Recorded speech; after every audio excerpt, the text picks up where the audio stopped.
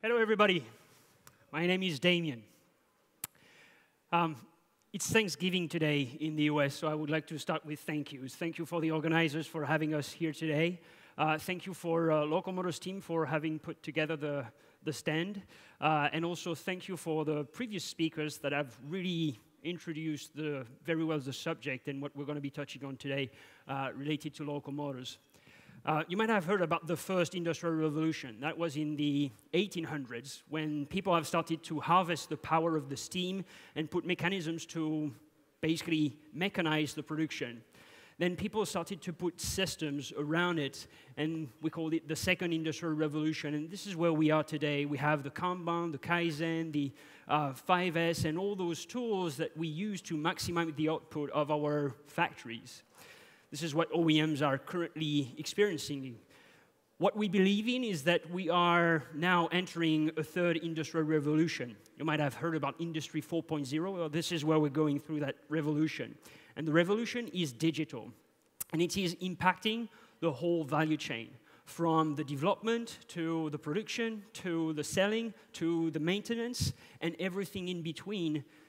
Digital has an impact on the value chain. And what we believe in is that we are at the forefront of that third industrial revolution. At Local Motors, we design, we build, and we sell vehicles. The same way our friends from Audi and Volkswagen and BMW are making money, selling vehicles, well, we do the same thing.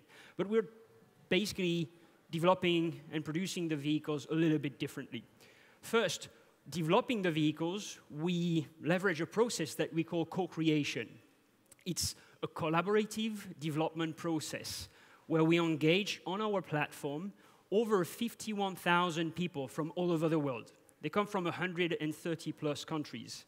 They are designers, engineers, fabricators, enthusiasts, and we engage them in this process to speed up the pace at which we go from an idea to a vehicle on the road by having more people involved in the loop.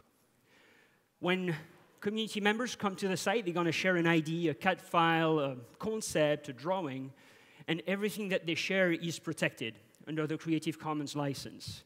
Meaning that when we go to market, when we take one of those concepts and we produce it and we make a revenue associated with it, part of our turnover is given back through royalty to our community members.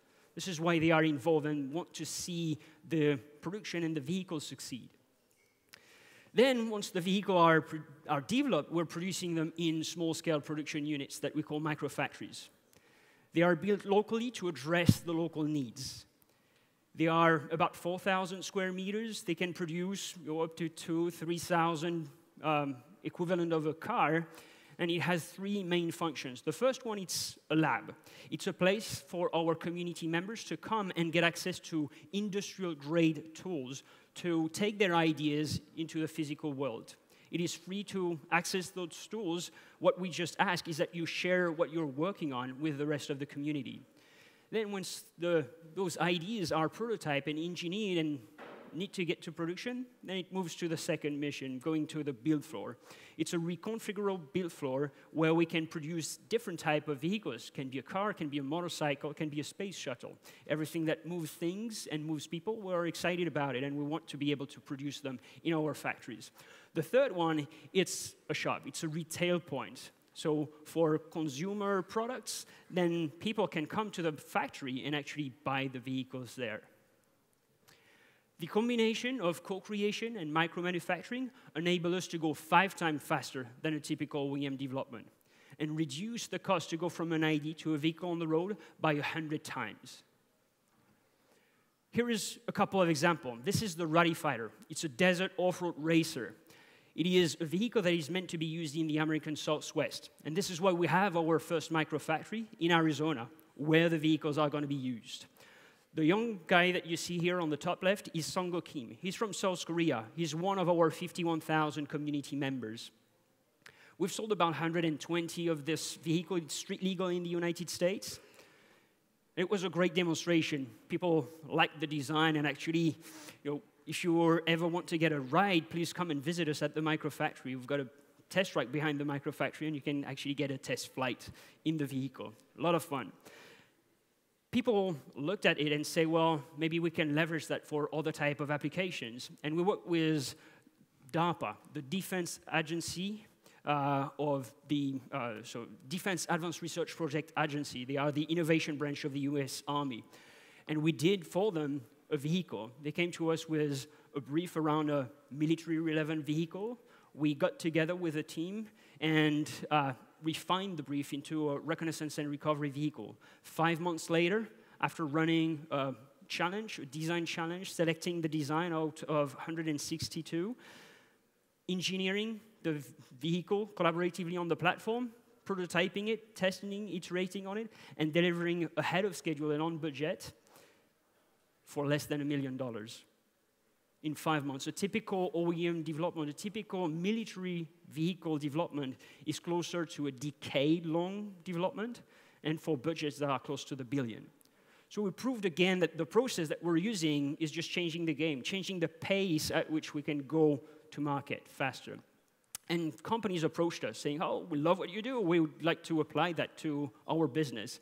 So we've worked with companies, some locals, like BMW, but also other companies from all over the world. Eventually, doing this type of outsourced innovation projects were taking some bandwidth from us, and we decided to retire that a little bit and concentrate on our vehicles. So we did a couple of others, hardtail motorcycle, a powered bicycle, drift trike, all those co-created at unprecedented speed. We're also investing in interesting technologies, such as large-scale additive manufacturing, to lower the barrier to get from an idea to a vehicle. This is a winning design out of 200 entries. The designer is Michele Anoe from Italy, and this is why the concept is called the Strati. We challenged the community basically to come up with ideas of what we would do with a container-sized 3D printer and would print vehicles, and this is the winning design. So we went ahead, we partnered with the Oak Ridge National Lab and a gantry manufacturer called Cincinnati, and we built that 3D printer. We went to a show called the International Manufacturing Technology Show, and during the span of that show, we actually 3D printed a vehicle. There you go. It is 130 different layers of carbon-infused PLA plastic. It has the same characteristics as a base aluminum. We printed this vehicle in 44 hours. We're currently working with our partners to reduce that to less than 20 hours. The beauty of it is that you're consistently reducing the number of parts in the vehicle. The vehicle, once built, fitted with an electric powertrain, is 49 components. The average production car that is rolling down the roads today is probably in the region of 13,000 to 15,000 components. Just imagine how simplified the supply chain is through that technology. And it is super flexible. If I don't like the hood, I just change the CAD file, press print, and there you go, you've got the next iteration. Here is Michele Anoe signing his design, and the car rolling outside of the show floor at the end of the event. Now, we've got those great tools, and now we're going to take this first proof of concept of a 3D printed car into a highway certified vehicle. On that way, we're, again, working with the community to come up with new design. We're going to do an NEV, neighborhood electric vehicle. This is the winning design in July, and this is in September, the actual vehicle. Again, speeding up the process of going from an idea to a vehicle on the road. Now we've got those great tools, and we've got a microfactory network that we're building. We've got one microfactory in Arizona, 2 additional ones that are going to come online in the US, and we're setting up a first footprint here in Europe. Our goal is to expand to 100 locations within the next 10 years. So we've got great tools. Now, what do we do about it? We know that more and more people are getting to the city, pressurizing the infrastructure, and we need to find solutions because there is a big challenge, an urban mobility challenge. We've got cars that are polluting, we have cars that are dangerous, people are getting killed every day, getting into crashes. Just parking is just becoming a nightmare, and you're stuck in traffic most of the time when you're commuting. So we've reached peak cars. What is coming next? What is the next mobility solution?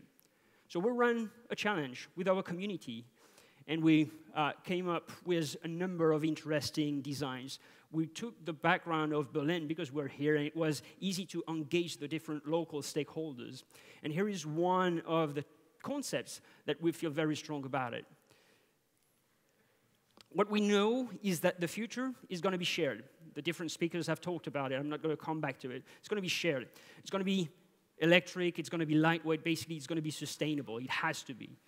The last one is going to be driverless. It's going to be autonomous. And here is what we have found out. That we're entering a mobility revolution. We've talked about it. Now, here is what it looks like. It is the awesome system.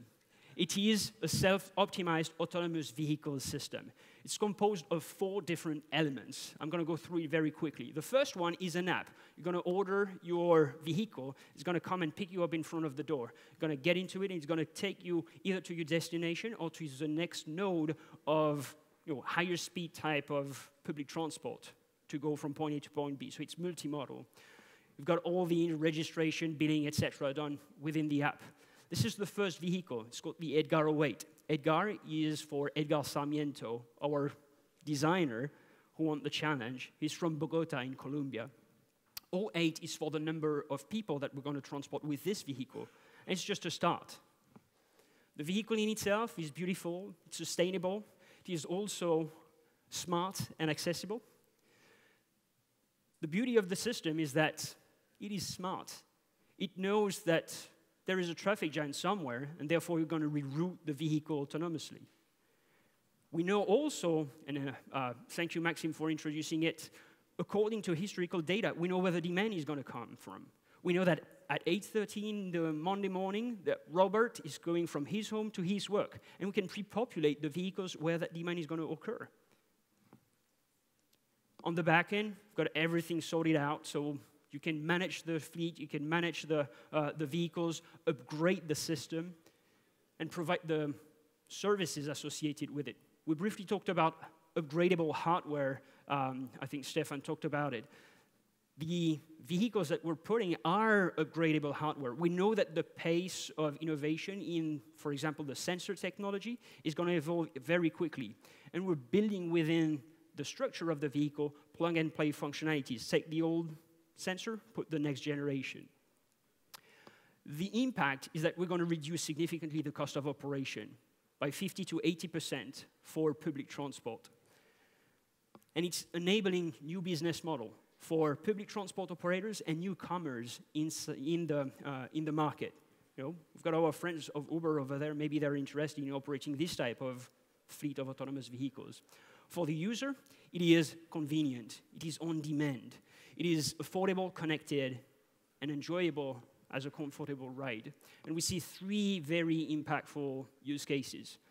Network extension, areas where today there is no public transport because it is not economical to run a fixed bus line as an example. Here you can put an autonomous vehicle and reach more people.